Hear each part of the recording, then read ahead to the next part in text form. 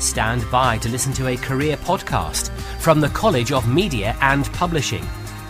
Don't forget we have online courses in proofreading, journalism, writing and marketing.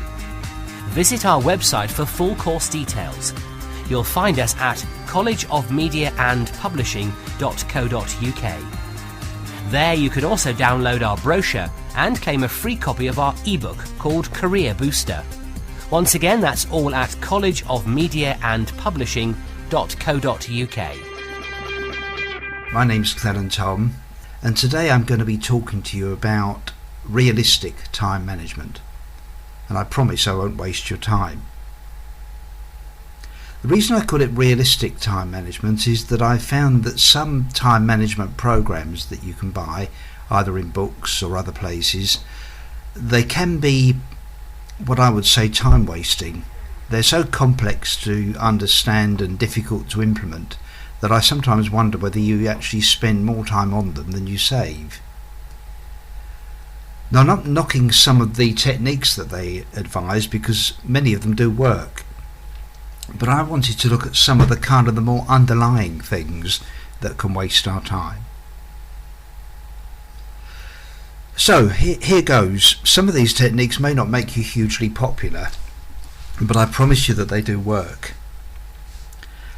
The first one is, don't do what isn't yours.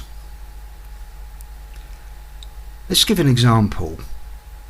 You've got a neighbour and they've got a big hole in their fence, and the result of that is that litter and other debris keeps blowing through into your garden, and you spend 5 minutes a day or 20 minutes a week going out there, picking it up, putting it in the bin, that kind of thing.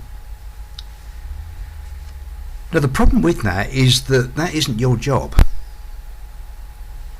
The issue is your neighbour's, not yours. If they mended the fence, you wouldn't waste your time in picking up all their stuff. And so the solution to that problem is not to keep on picking it up, but to go and knock on the door and ask them to mend it. Now that in itself could be an issue.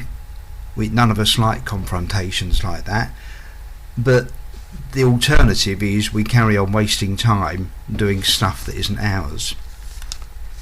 And I bet if you look through other areas of your life, family, work, other relationships, you'll find that you do actually spend a lot of time doing other people's stuff. And then of course we wonder why they're pretty relaxed and we are very stressed. A similar one to that is the second point, which is don't carry other people's burdens for them. Now please don't hear that as being unhelpful, unkind, unsympathetic, anything like that. I'm not talking about those things. Okay, I'm a great believer in going out of my way to help people who are struggling or in difficulty. But let's give you another example. You've got a friend who's got an old car that really badly needs servicing, and it keeps breaking down all the time, and because you know a bit of mechanics, they often call you and ask you to pop out and help them to fix it or get it started in the morning.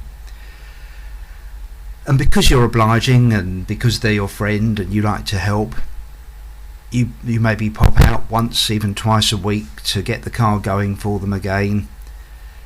Now there comes a point when their problem has become yours. You're carrying their burden. And basically what we should be saying is, well, yeah, great, I didn't mind doing it the first couple of times, but actually I'm not really helping you here. Your issue is that you need to get the car serviced. Now some people might say, well, that sounds a bit unhelpful. Well, not really, because if you look at it, you are never helping with the real problem in the first place. The real problem was that their car needed servicing, and once that was attended, everyone was a winner because you got your time back and they got a car that worked. Can you see what I'm saying? It's very easy in life to allow people to cross boundaries if you want to call it that, and we end up dealing with their problems for them and carrying their issues and burdens for them, and really they're not really ours to carry. Yes, be helpful, be sympathetic, but maybe we're not actually helping people realistically and genuinely if we're not teaching them to help themselves. Now, the third thing that I do is that I make a point every day when I possibly can of trying to identify one thing in my working day where I can save some time. And that means maybe using some quicker software, or finding a slightly quicker way of doing things, or setting up the email in a different way so that I don't have to do this with it or that with it.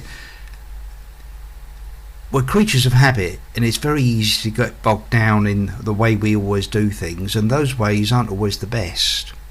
So if you set yourself the challenge of speeding something up that you do every day, with 365 days a year, I'll tell you that doesn't half make a difference after a while.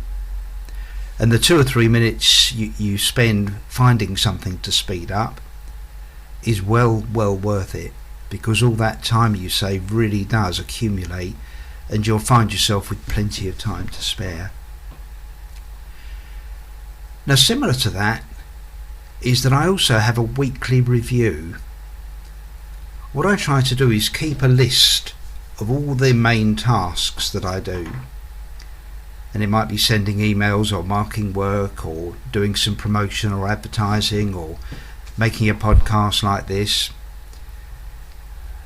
And what I do is I review everything on that list 1 week at a time on a rolling basis.